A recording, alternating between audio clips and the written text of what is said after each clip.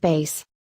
Hiruzen was stood on the roof of the Hokage mansion, staring out at the dusk with his pipe cupped in one hand, when a movement in the sky caught his attention.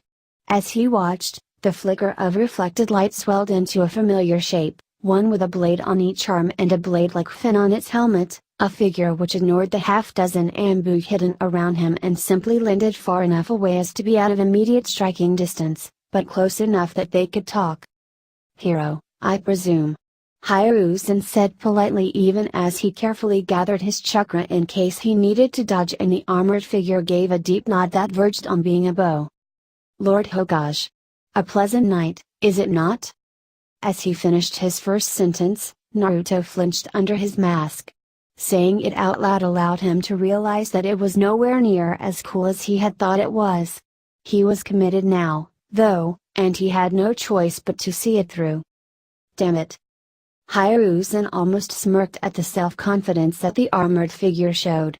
No claims of coming in peace or promises of not meaning harm, just a simple comment about the weather with all the subtleties inherent in it that would only be discernible to a Jonin or above. An offer of truce, a statement of lack of hostile intent, notification that if the speaker was attacked then they would strike back without mercy, all wrapped up in 6 simple words. Truly, Uzumaki Hiro was as skilled as his bingo book entry claimed him to be.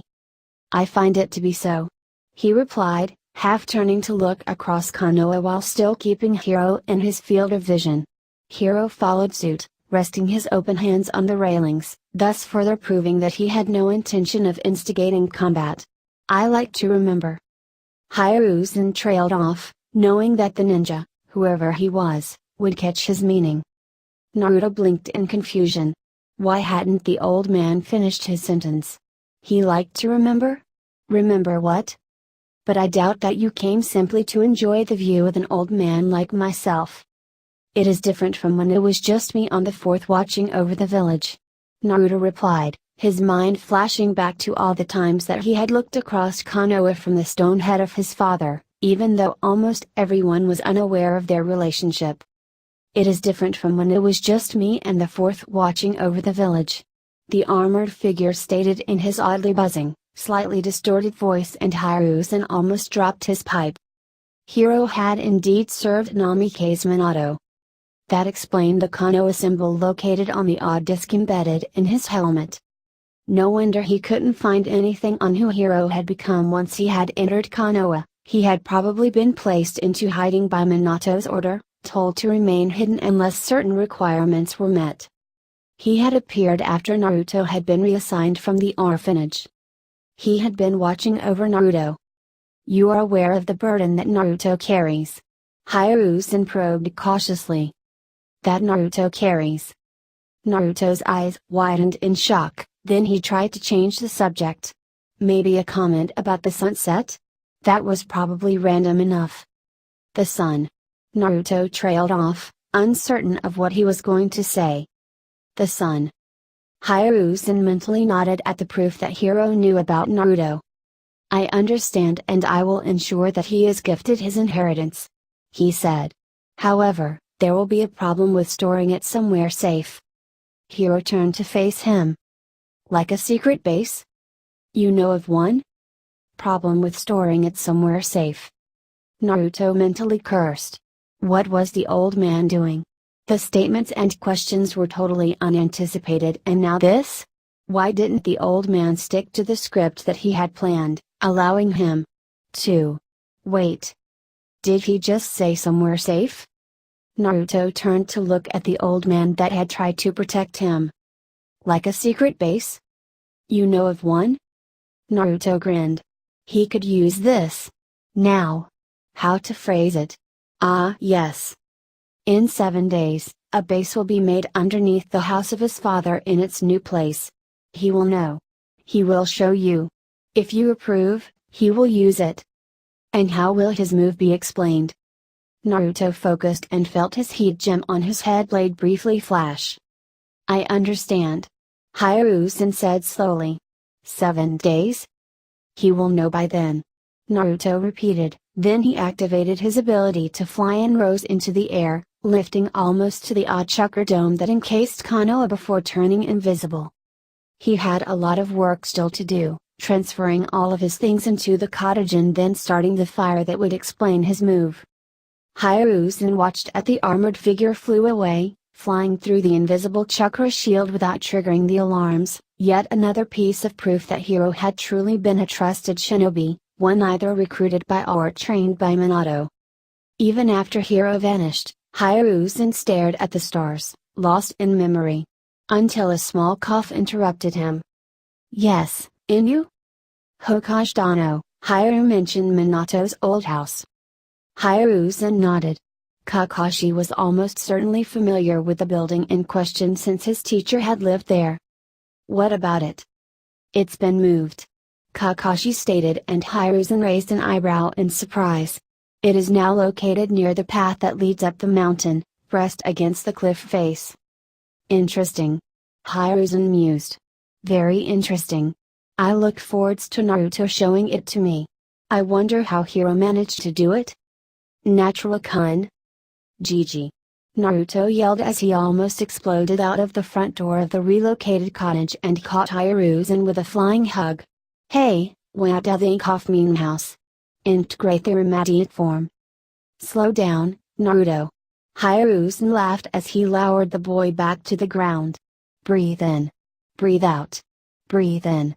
Breathe out. Alright.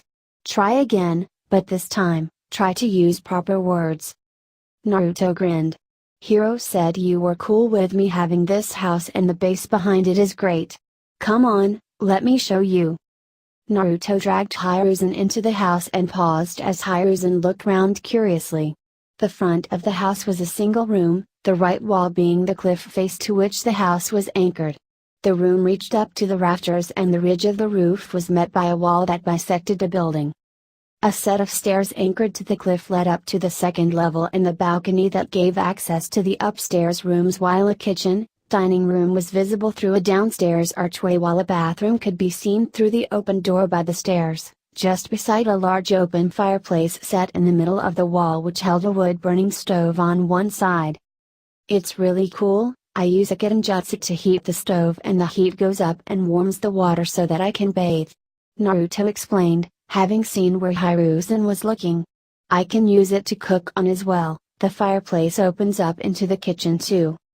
Hiruzen looked at the kitchen and nodded in approval. This is quite a house you have here. Yeah, but look at this. Hiruzen's eyebrows rose as Naruto pushed against the cliff wall in the corner of the room and it swung open.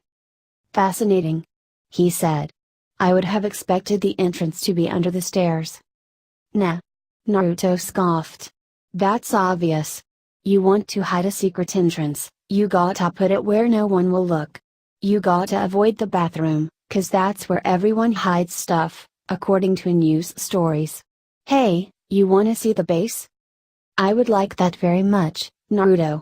Hiruzen smiled and Naruto darted through the door, waving for him to follow. Stepping through, Hiruzen's trained eye took in the almost impossible smoothness of the walls that demonstrated the use of Dodanjutsu in their making. The steps downwards were perfectly spaced and near the edges of the ceiling were small gaps positioned just right for kunai traps to be installed. Hiruzen blinked in surprise as they passed a training room, one where a dozen other Narutos were practicing a kata in silent unison. A second room held another half-dozen Naruto clones throwing kunai at various targets and Hiruzen coughed. I see that you've learned Kage Bunshin. Yep. Naruto grinned, almost bouncing with happiness. Lets me do lots and lots and lots of training at once. I use it for my paperwork, winnow it down to the things that I need to look at. Hiruzen said in agreement. It really is a useful skill. I know. Naruto grinned. It helps me keep this place tidy, it's really big. Here's the library. Hiruzen looked through the indicated archway and his eyebrows almost vanished into his hat. The room beyond was larger than the official Konoha Shinobi library in its entirety and was almost filled with partially filled bookcases, scroll racks and filing cabinets. Suspended planks acted as walkways with the occasional Naruto clones standing both atop them and hanging from them in an impressive display of chakra control.